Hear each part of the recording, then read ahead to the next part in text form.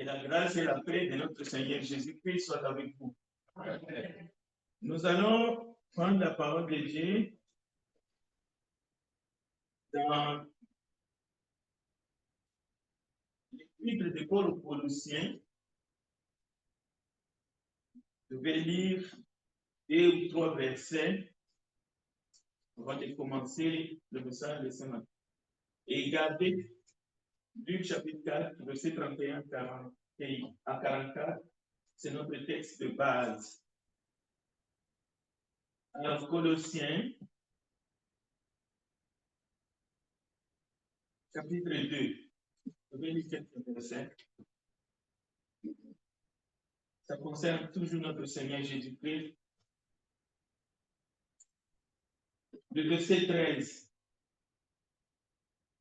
Vous qui étiez morts par vos offenses et par l'incirconcision de votre chair, il vous a rendu à la vie avec lui, en vous faisant grâce pour toutes nos offenses, en nous faisant grâce pour toutes nos offenses.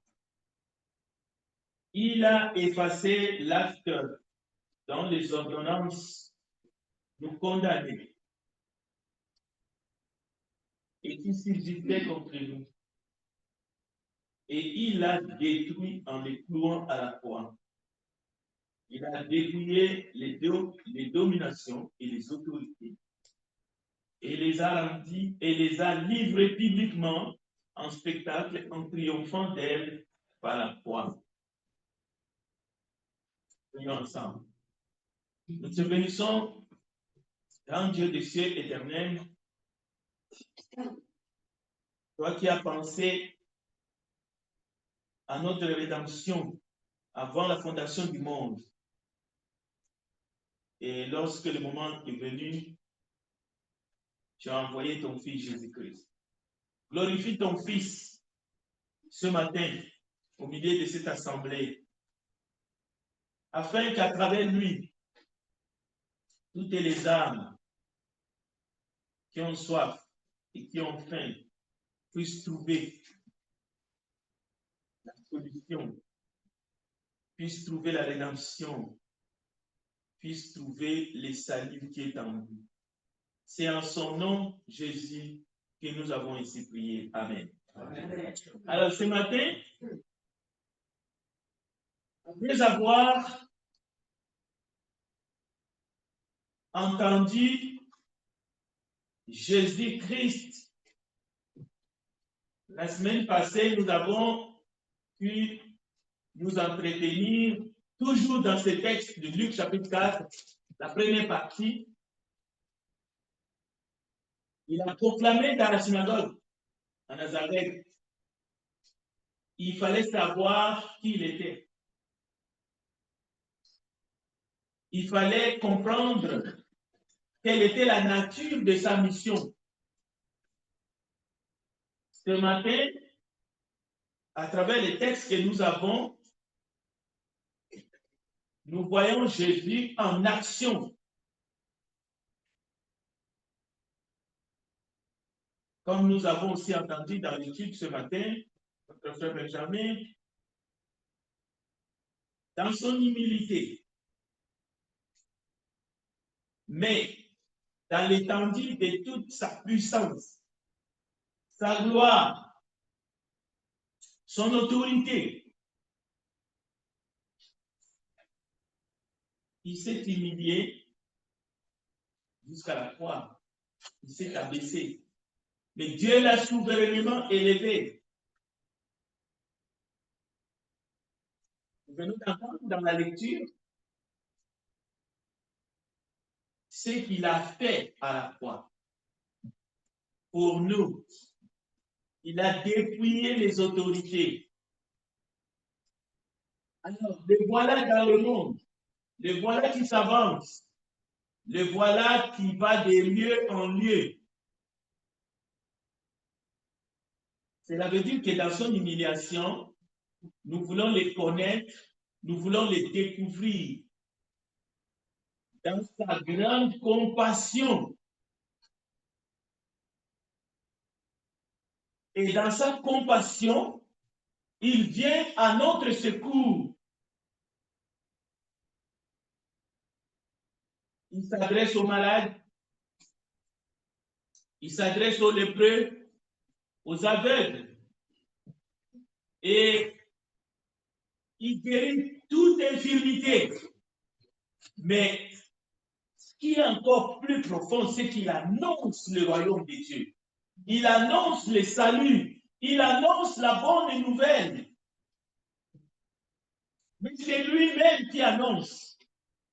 Et il veut que ses disciples continuent à faire autant.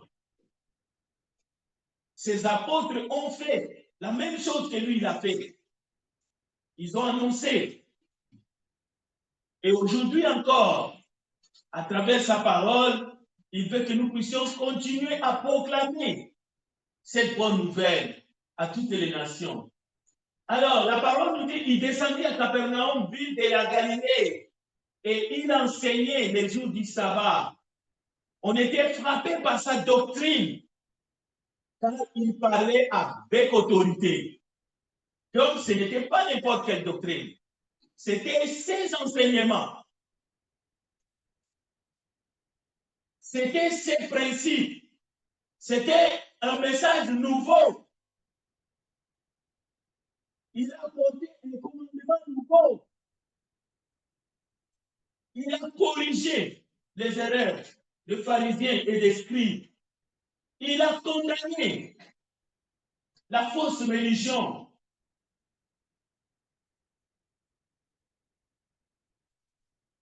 Il a montré qu'est-ce qu'il fallait rechercher en premier dans la vie d'un homme, d'un être humain ici-bas sur la terre. Il n'a pas condamné les pécheurs, mais il est venu délivrer les pécheurs, et même ceux qui avaient le cœur brisé. Il a apporté la liberté. Mais à un moment donné, il a amené la foule comme devant deux chemins, deux portes, une étroite et l'autre large, deux chemins, l'un spacieux, l'autre resserré. Et à ce moment-là, il fallait choisir. Il fallait que les auditeurs choisissent. C'est à chacun ici ce matin. Soit vous allez emprunter les chemins spacieux ou la foule. Le monde préfère, soit vous allez chercher, vous allez passer par la porte étroite, qui est lui-même le Christ. Ça veut dire sa doctrine, c'est une porte étroite. C'est un chemin resserré. Ce n'est pas forcément la facilité. Vous devez choisir. Alors, voilà dans la ville de Capernaum. Il enseigne le jour du sabbat. Les gens écoutent, ils sont francs. Il y avait là un homme qui était tourmenté par un esprit de démons impurs. Un démon, mais en plus impur. Les démons sont des esprits impurs. Ça montre le degré de méchanceté. Ça montre comment ces démons pourraient rendre la vie de l'être humain difficile, compliquée. Et il se trouva dans la synagogue un homme qui avait un esprit de démon impur. Et qui se cria à une voix forte, qu'y a-t-il entre nous et toi, Jésus de Nazareth? Donc, c'est le démon qui criait à travers cet homme. Tu es venu pour nous faire. Et je sais qui tu es. Vous voyez, si les démons peuvent savoir qui est Jésus, imaginez que nous, qui nous disons enfants de Dieu, nous devrions tout faire, passer du temps dans les études bibliques, dans la méditation, dans l'adoration, dans la louange, pour connaître Jésus, toujours de mieux en mieux, afin de lui obéir. L'esprit démon impie déclare qu'il connaît Jésus. Mais est-ce qu'il lui obéissait? Est-ce qu'il faisait sa volonté? C'est un cri de désespoir. Qu'y a-t-il entre toi et Dieu est venu nous perdre? On peut crier le nom de Jésus du matin au soir. Ça ne veut pas dire qu'on les connaît. Qu'on les connaît comme nous venons d'entendre. Lui, qui avait toutes les prérogatives divines, mais il s'est humilié. Voilà pourquoi les arrogants et les orgueilleux ne connaissent pas Jésus. Parce que celui qui connaît Jésus, il va les connaître dans son humilité. Il va les connaître dans l'étendue de sa puissance, dans l'étendue de son autorité. Il va les connaître. Les apôtres ont connu Jésus. C'est pour cela qu'il n'avait pas un esprit mégalomane. Non, ce n'était pas le mature vu. Non, il ne faisait pas ça. Donc, le démon impie dit, je te connais, je sais qui tu es. Le Saint de Dieu, écoutez bien, Jésus dans toute son humilité, Jésus qui s'est rabaissé jusqu'à la croix, mais que Dieu a souverainement élevé. Jésus qui, à la croix, il a dépouillé ce qui nous voulait du mal. Les démons, les diables, c'est l'acte qui nous condamnait, il a déchiré. Ici, Jésus est en pleine évangélisation sur la terre. Et c'est la grande mission de l'Église et de chaque chrétien, individuellement. Il est notre modèle par excellence. Voyons comment il se comporte.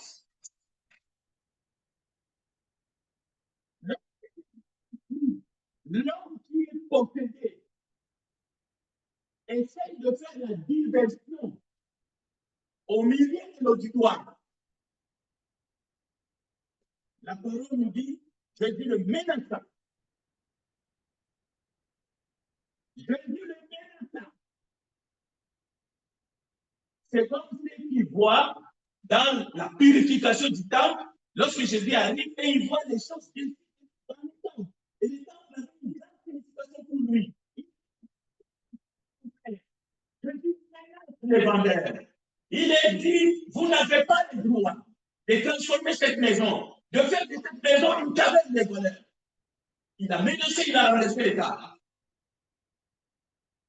Mais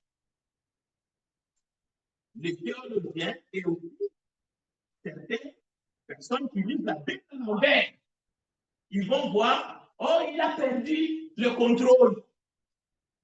Il s'est mis en colère, il s'est fâché. Ici, c'est dans un auditoire, Jésus menace. Jésus ne pas n'importe qui. Jésus ne menace même pas l'homme qui est possédé par les démons impies.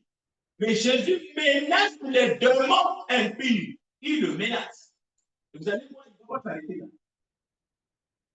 Il continue, tais-toi et sors de cet homme. Et les démons les jeta au milieu de l'assemblée. C'est pour cela, si tu es en Christ, tu dois savoir qui tu es. Tu dois parler parfois avec autrui. Mais ça ne veut pas dire que tu es contre quelqu'un. Non, ou tu es contre un malade, un possédé. Non, des fois, on s'adresse à des esprits. Mais Jésus va s'adresser même à la maladie. Continuons le texte. Le texte est devant nous. Et le démon les jeta au milieu de l'assemblée est sorti de lui sans lui faire aucun mal. Posez-vous la question. Pourquoi les démons deviennent tout de tout au pire?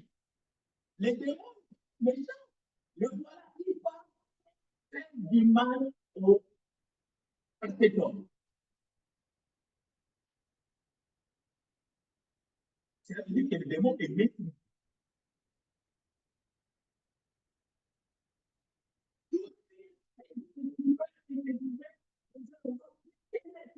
Il commence à Et sa renommée s'est répandue dans tous les lieux d'alentour. Jésus n'est pas en train d'être mis sur les pieds des sables. Jésus ne jette pas son humilité dans la poubelle. Non, c'est toujours l'homme le plus humble de la terre. Mais sa renommée est répandue à cause de la manière qu'il a traité un problème. Il a réglé un problème.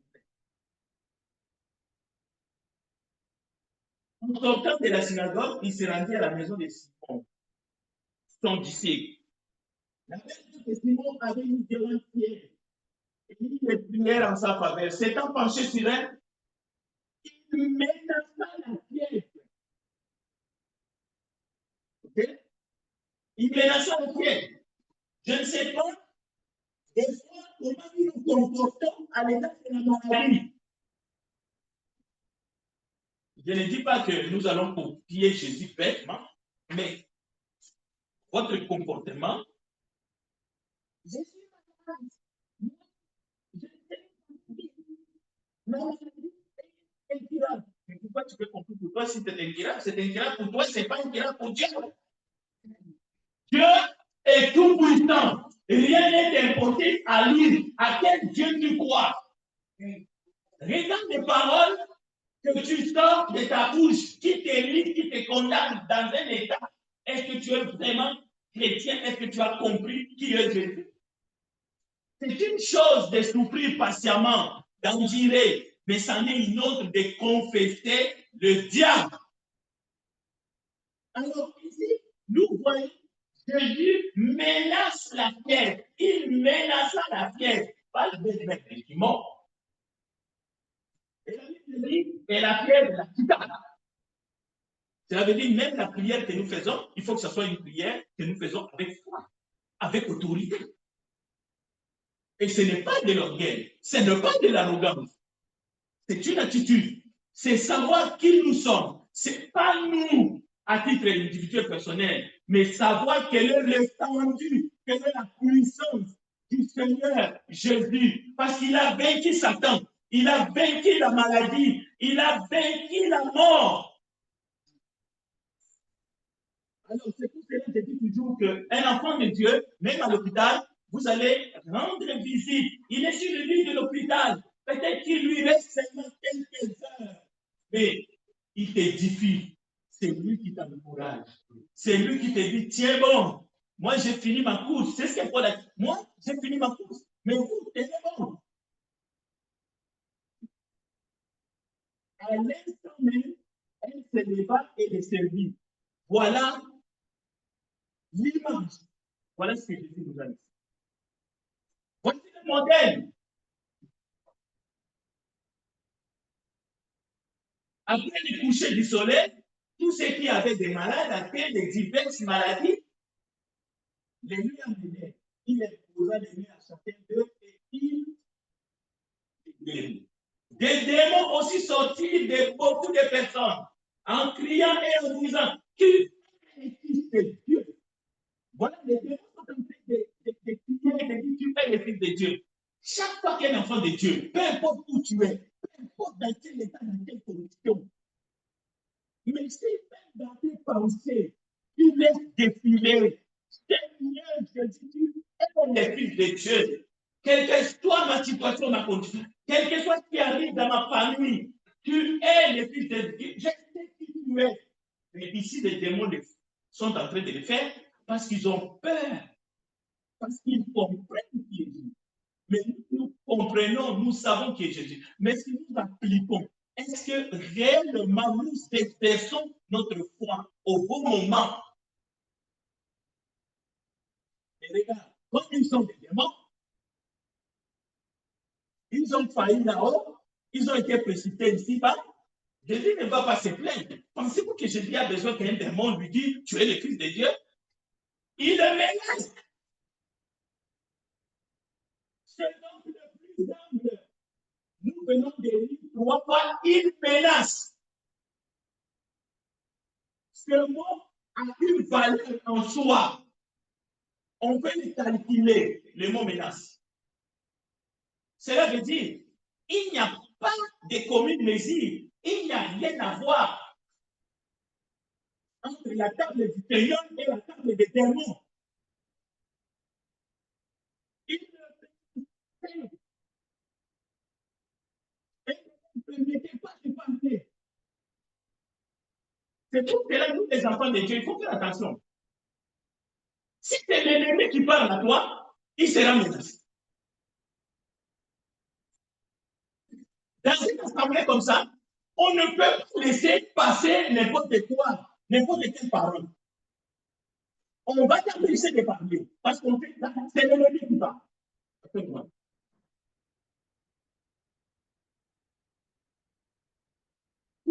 Ne permettez pas de parler. Les démons savaient que lui, il était le Christ. Mais lui, il savait qu'il n'avait pas besoin des démons. Les personnes qui étaient possédées, et ils avaient besoin d'être délivrés. Et c'est ce qu'il faisait.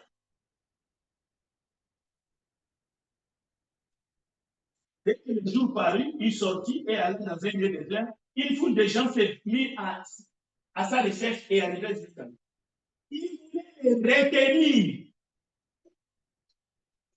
afin qu'il ne les quittât point. Vous voyez les secrets ici? Il voulait retenir qui? Jésus. Pourquoi il voulait les retenir?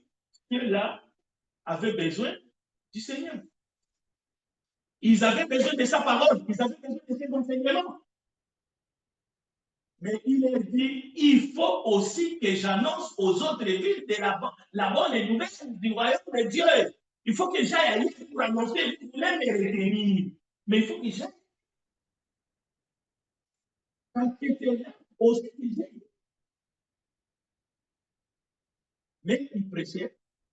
Il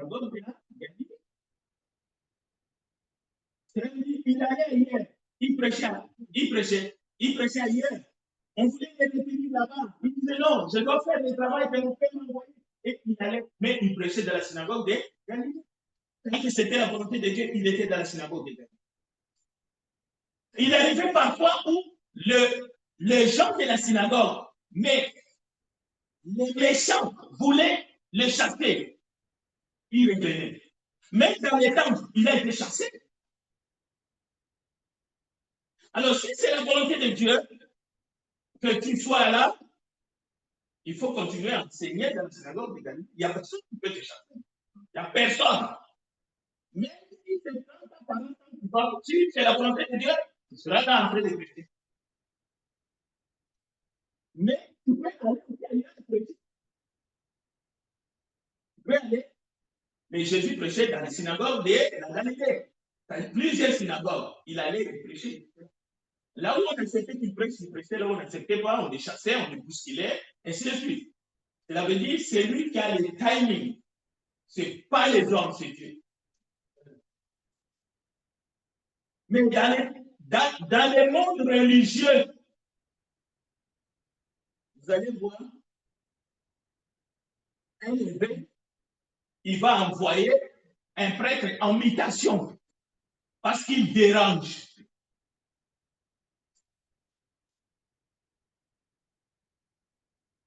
C'est ça aussi l'humilité, de comprendre que Dieu est Dieu. Chers amis, ce texte a été lu ce matin. Je me suis dit, gloire à Dieu. L'ange Gabriel est venu parler à qui? À une femme. David est appelé Nazareth. Auprès d'une vieille fiancée à un homme de la maison de David nommé Joseph. Le nom de la vierge était Marie. L'ange entra chez elle et dit, je te salue, toi à qui une grâce a été faite. Le Seigneur est avec toi.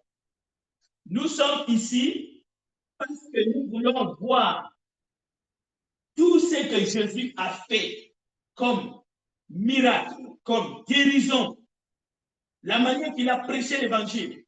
Mais même sa conception, sa naissance, c'était un grand miracle déjà. Parce que quand on compte les miracles que Jésus a fait, nous ne comptons pas sa conception virginale, et sa naissance. C'est pour cela que je choisis ces textes, Luc chapitre 1, verset 26 à 38, pour que vous puissiez voir vous-même l'arrivée d'un être céleste auprès d'une vierge et la manière que tout va se passer jusqu'à sa naissance. Donc, c'est déjà un grand miracle.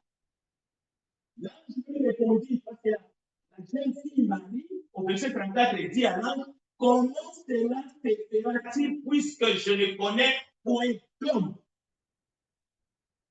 L'ange lui répondit, le Saint-Esprit viendra sur toi et la puissance du Très-Haut te couvrira de son ombre. Et c'est alors que Marie, comme le frère Benjamin a dit au verset 38, Marie dit, je suis servante du Seigneur, tu me sois fait selon ta parole. Et l'ange le quitta. Donc il n'y a pas de tâtonnement, il n'y a pas de hasard. Marie était véritablement la servante du Seigneur dans son jeune âge. Et les jeunes d'aujourd'hui, le monde vous trompe. Le message que le monde vous envoie, c'est un message bidon. Dieu a besoin de vous. Dieu a besoin de chacun de vous dans votre jeune âge. Que vous puissiez vous préserver, que vous puissiez préserver votre vitalité, que vous puissiez préserver votre corps afin de servir le Seigneur. Et le moment venu, vous allez entrer dans ce qu'on appelle dans le lien du mariage. Et vous allez encore servir Dieu. Voilà la volonté de Dieu pour tout homme, pour toute femme, pour tous les jeunes. Et l'Église a besoin de ces jeunes-là.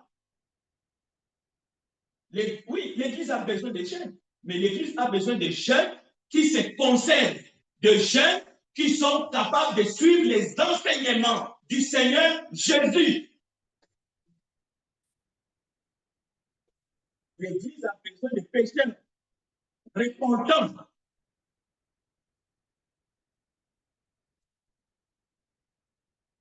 Voici comment Jésus est entré dans ce monde.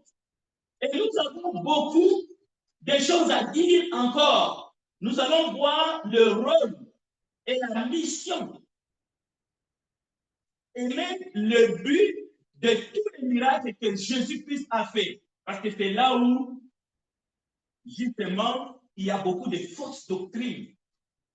On se dit à guérir les malades, nous aussi. La prophétie de Zacharie au chapitre 12, verset 8, en ce jour-là, l'Éternel protégera les habitants de Jérusalem. La maison de David sera comme Dieu, comme l'ange de l'Éternel. Nous trouvons l'accomplissement de cette prophétie dans Jean chapitre 19, verset 26. Ces choses sont arrivées afin que l'Écriture fût accomplie. Aucun de ces hommes ne sera brisé. Et ailleurs, l'Écriture dit, ils verront celui qu'ils ont transgressé. Cela veut dire, nous devons connaître Jésus-Christ comme il se doit.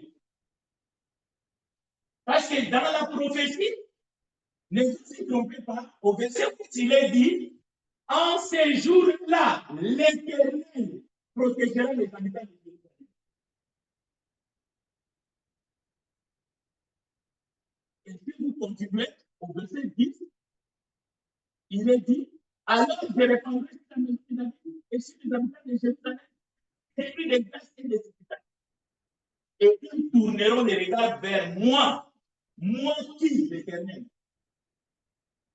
c'est lui qu'ils ont percé. Et cette prophétie s'accomplit dans Jean chapitre 19, verset 37. Vous voyez, c'est l'accomplissement. L'Écriture dit encore, dans Zacharie, ils verront celui qu'ils ont percé. Qui a été percé? Jésus-Christ sur la croix, par un soldat romain. Il est venu avec une lance, il lui a percé sur le côté. Et la Bible dit, l'eau est étant sortie. Et on peut continuer comme ça, parce que nous voulons connaître celui qui agit avec puissance, qui parle aux démons, qui leur dit, tais-toi, sors de cet homme. Celui qui menace la tienne. Et il est capable de menacer les pensées. Au nom de Jésus, toute sorte de maladie peut être menacée. Mais celui qui agit, c'est le Seigneur, Dieu des cieux. Celui qui a été souverainement élevé. Ce n'est pas un être humain qui se frappe la poitrine. Moi, j'ai le don de guérison miracle. Dans son 102, juste quelques versets, 5 versets, écoutez, je dis, mon Dieu, ne m'enlève pas au milieu de mes jours. C'est une prière que tu peux faire, que je peux faire, que nous pouvons faire dans des moments difficiles. Mon Dieu, ne m'enlève pas au milieu de mes jours. Toi, dont les années durent éternellement, tu as anciennement fondé la terre. Et les cieux sont l'ouvrage de tes mains. Ils périront, mais tu subsisteras. Il y a un texte dans la Bible que j'aime beaucoup, dans les livres d'Ésaïe. Cieux écoute, terre écoute. Et je me lève répéter aujourd'hui, cieux écoutez la parole de Dieu. Terre écoutez la parole du Créateur. La prophétie est là. La terre est là. C'est lui qui a fondé la terre. Dieu éternellement. C'est lui qui a dit, anciennement, il a fondé la terre, il a fondé les cieux. Les cieux, l'ouvrage de ses mains. Quand nous regardons les cieux, nous contemplons sa gloire. Et les cieux ne subsisteront pas toujours. Ces cieux-là, malgré sa beauté, malgré les étoiles et la lune et le soleil qui pointent dans les cieux, il est écrit, lui, il subsistera toujours. Mais les cieux, ouvrage de ses mains, passera. Écoutez, non seulement il passera, ils s'useront tous comme un vêtement. Vous avez sûrement des vêtements que vous aviez mis durant cet hiver que vous ne mettrez plus. Parce que ces vêtements sont usés. L'hiver prochain, vous allez nécessiter un autre manteau neuf. Comme un vêtement. Mais écoute, ça ne va pas passer pour passer, n'ayez pas peur. Ne vous accrochez pas trop à la terre. La Bible dit, l'Éternel changera comme un habit. Voilà les secrets. Il y aura de nouveaux cieux et une nouvelle terre. Où la paix, où la justice, où l'harmonie, où la gloire de Dieu se manifestera. Mais nous n'aurons plus les petits dictateurs ici, les petits monarques là-bas, les tyrans, les hommes d'affaires qui font des affaires, alors que les autres, même de faim, ils sont devenus juste les os et la peau. Non, c'est fini. Cette histoire-là va finir. Le Dieu du ciel va mettre un terme. Le travail des terroristes prendra fin. Ils seront jetés en enfer dans un lac de feu s'ils ne se convertissent pas. Et aujourd'hui, chaque pécheur, s'il ne s'avance pas vers le trône de la grâce de Dieu pour recevoir grâce, vous serez pénalisé. Mais ça sera pour l'éternité. Alors la peine est valide encore ce matin. L'appel de Dieu pour votre salut gratuit. Les cieux, la terre, périront. C'est pour et toi maintenant. Et toi et moi, qu'est-ce que nous représentons? Qu'est-ce que nous représentons? Écoutez, la majesté de Dieu. Le psaume 102 nous explique la majesté de l'éternité. La puissance de l'éternel. La puissance de notre Seigneur Jésus-Christ. Il est venu comme un sauveur pour sauver les pécheurs. Et il a prêché la bonne nouvelle du royaume des cieux.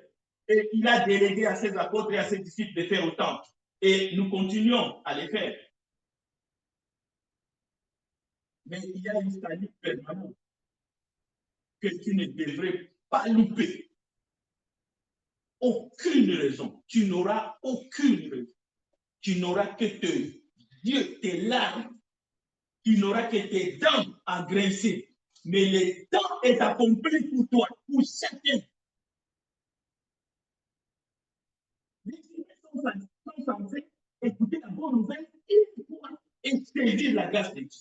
Mais malheureusement, à cause des démons, à cause du diable, à cause de ce que le monde nous trompe, nous donne, nous montre, nous anticipons le cœur.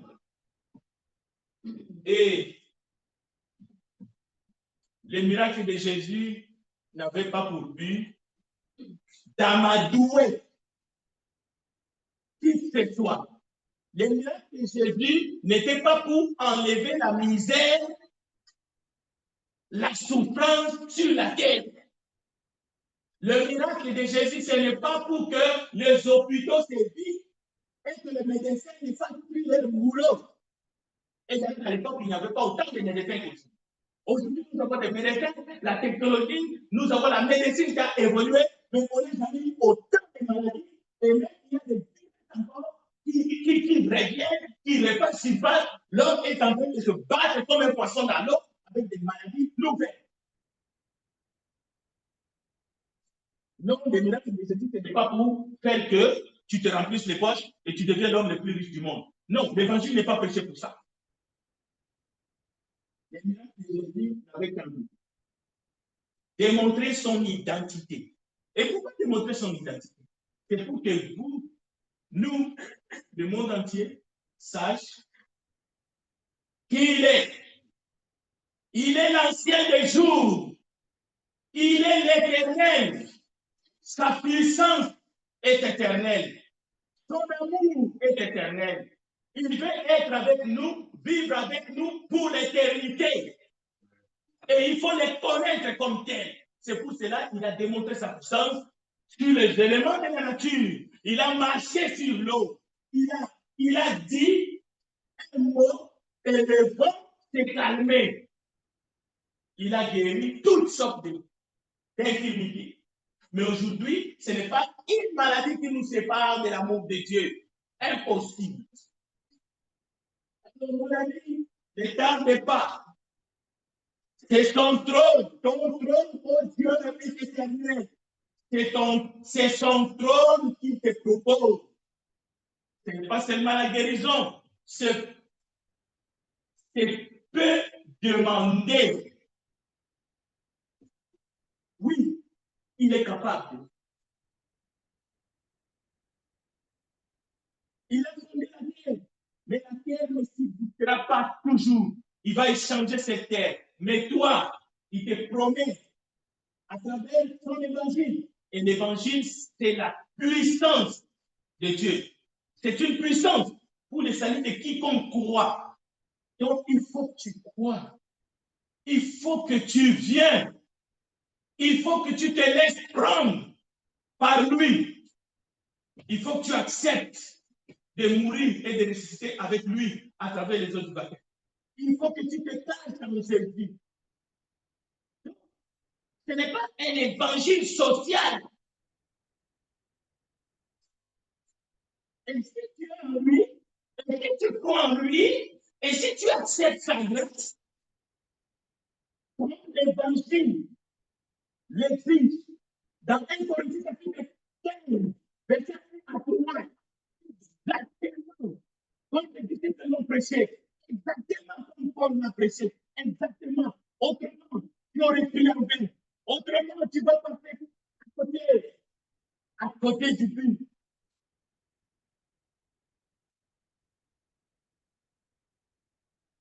Lui, il reste le même. Le verset 11, Hébreux chapitre 1. Tu les rouleras comme un manteau. Quoi? Les cieux et la terre.